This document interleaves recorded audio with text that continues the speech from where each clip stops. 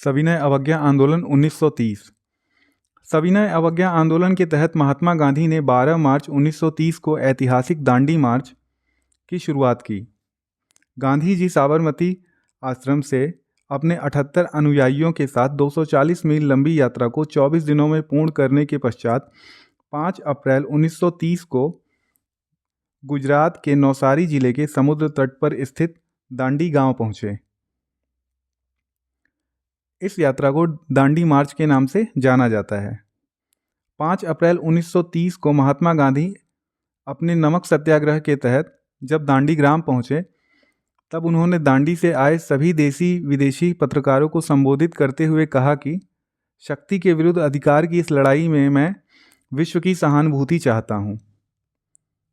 इसी के साथ उन्होंने 6 अप्रैल 1930 को दांडी में मुट्ठी भर नमक हाथ में लेकर सांकेतिक रूप से नमक कानून को तोड़ा और औपचारिक रूप से सविनय अवज्ञा आंदोलन का शुभारंभ किया। सुभाष चंद्र बोस ने इस अभियान की तुलना नेपोलियन के एल्बा से पेरिस की ओर किए जाने वाले मार्च तथा राजनीतिक सत्ता प्राप्ति हेतु मुसोलिनी के रोम मार्च से की थी।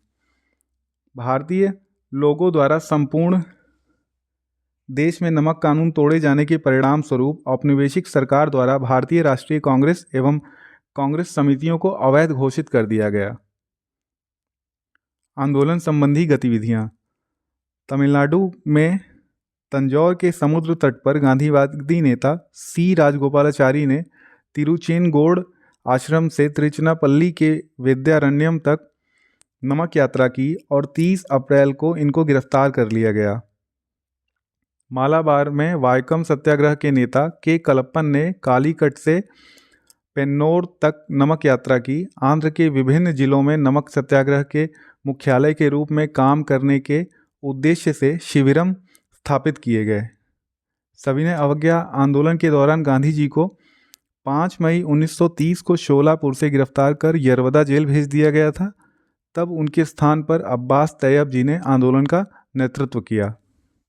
सविनय अवज्ञा आंदोलन का सबसे प्रबल रूप बम्बई के धरसना में देखने को मिला। यहाँ पर सरोजनी नायडू, मणिलाल तथा इमाम साहब के साथ हजारों सत्याग्रहियों ने नमक कारखाने पर धरना दिया।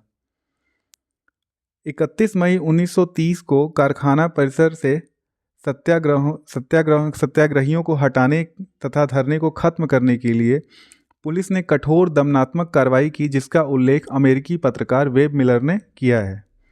धरसना नमक कारखाने पर सत्याग्रहियों के धरने के समय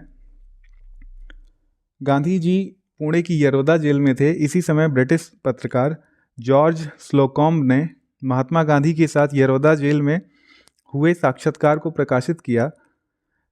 महात्मा गांधी ने यरवदा जेल से धार्मिक गीत काव्य सॉन्ग्स फ्रॉम प्रिजन की रचना की थी। असम के सिलहट से बंगाल के नोआखली समुद्र तट तक यात्रा कर नमक कानून तोड़ने का प्रयास किया गया था। पश्चिमोत्तर सीमांत प्रांत के मुसलमानों ने खान अब्दुल गफ्फार खान के नेतृत्व में सविनय अवज्ञा आंदोलन चलाया। अब्दुल गफ्फार खान ने खुदाई खिदमतगार या लाल कुर्ती नामक संगठन का गठन 1929 में किया। इस संगठन ने सविनय अवज्ञा आंदोलन में सक्रिय भूमिका निभाई। इन्होंने पख्तून नामक पत्रिका भी निकाली थी। उत्तर पश्चिमी सीमा पर आंदोलनकारियों से निपटने में सरकार को अधिक परेशानियों का सामना करना पड़ा। आंदोलनकारियों को दबाने के लिए गढ़वाल रेजिमेंट की कुछ टुकड़ियां पेशावर भेजी गईं। गढ़वाल रेजिमेंट के सिपाहियों ने चंद्र सिंह गढ़वाली के नेतृत्व में निहत्थे आंदोलनकारियों पर गोली चलाने से इनकार कर दिया। सविनय अवज्ञा आंदोलन के दौरान मणिपुर की जनजातियों ने भी सक्रिय भागीदारी दिखाई। यहाँ पर आंदोलन का नेतृत्व नागा जनजाति की महिला गैडिनलियू ने किया। इसे जियातरंग आंदोलन कहा जाता है। नेहरू ने 1937 में शिलांग जेल में गैडिनलियू से मुलाकात की और उन्हें पहाड़ों की बेटी के रूप में संबोधित किया तथा रानी की उपाधि से सम्मानित किया। दिसंबर 1930 में सविनय अवज्ञा आंदोलन के दौरान उत्तरी बिहार के सारण जिले में चौकीदारी टैक्स के विरोध में प्रदर्शन हुआ। सविनय अवज्ञा आंदोलन में महिलाओं की व्यापक भागीदारी रही। सरोजिनी नायडू, राजकुमारी अमृत कौर, कमला देवी चट्टोपाध्याय ने गांधी जी के नमक सत्याग्रह में भाग लिया था। आचार्य विनोबा भावे गांधी जी के निकट सहयोगियों में से थे। गांधी जी द्वारा संचालित विभिन्न आंदोलनों में उन्होंने भाग लिया। वर्ष 1930 में वे सविनय अवज्ञा आंदोलन में भाग लेने के दौरान प्रथम बार गिरफ्तार हुए। सविनय अवज्ञा आंदोलन को अंग्रेजों द्वारा कठोर दमनात्मक प्रक्रिया द्वारा दबाया गया।